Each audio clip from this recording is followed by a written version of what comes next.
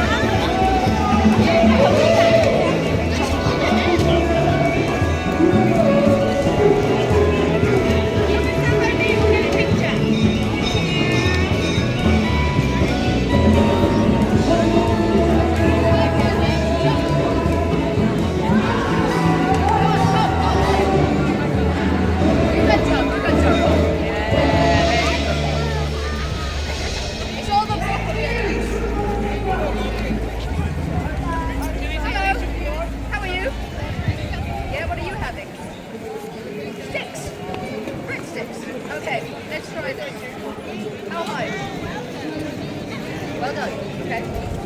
Well done. Great. Well done. Come on. Higher, higher, higher. There we go. Okay, close. I need to check. Try. Yeah. How high? Very good. Oh, she can really jump. Maybe I should just put my hand higher. How high can you go? Too high. Oh! How big is it again? Almost. Oh!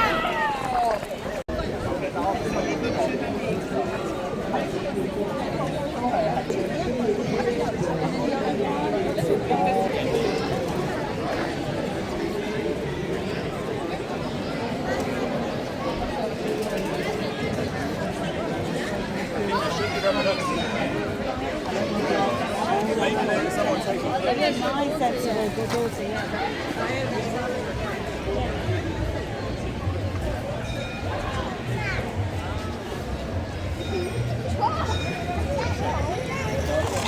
Yay! Well done.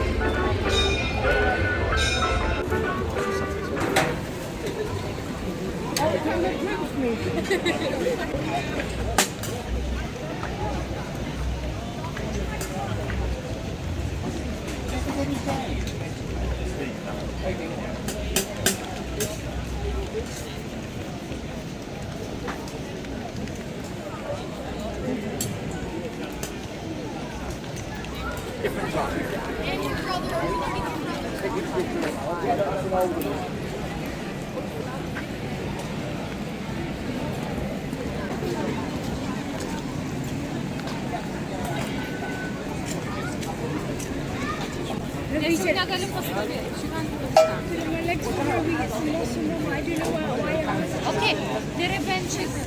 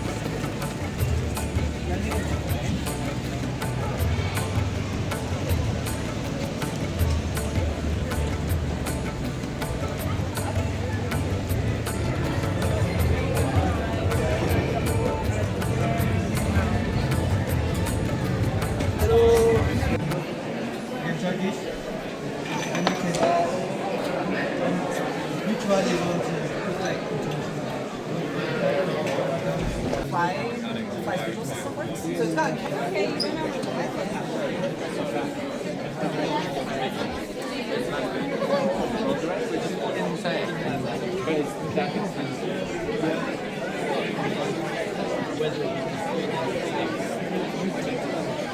They've got here, it's basically a symbol of what someone's day is like. So this is 60 days of real time. We also have our sleep mats. The sleep mat pattern is extended microwave, represented by the pink dots. So they cluster around basically a symbol of what someone's day is like. This is 60 days of real patient data. So something's probably gone wrong. Let's say your sleep mat is represented by the pink dots. And so in the home, they cluster around meal tops and space. You can build up a picture of what their day from this normal routine. If their daily routine did start, something's probably gone wrong. Let's say you're sleeping. So a sleep routine is put in. And so in the home example of dementia, you've got these senses. You can build up a picture of what their daily routine is.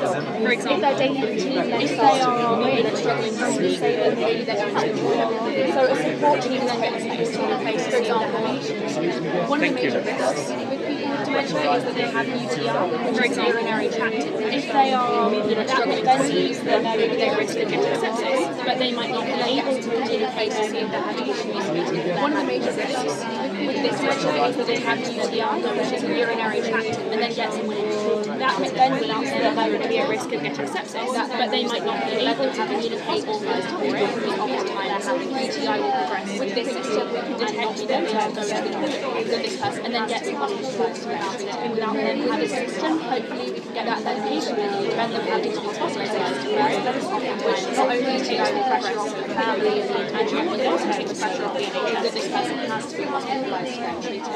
With this system, hopefully, we can get some medication and avoiding hospitalisation in the first place, which not only takes the pressure off the family, is a pressure sensor, it takes the pressure. If you feel the inside of it, you feel there are wires in there. So what this does is it goes underneath the mattress and that then means we can detect that they're getting it. That is a pressure sensor. So if you feel the inside of like this, which is a radar, and what this does is it goes underneath the mattress and that then means we can detect that they're getting it. So we can also actually help them night. Maybe they're at risk of like this, which is a radar that goes on their face. And that means we can see someone getting upset. So we can have someone go in and try and help the person get back to sleep. And a good idea is they need help, maybe they're at risk of again. So then we can have a system in place where I've also gets them there and we can have someone go in and try and help the person get back to sleep.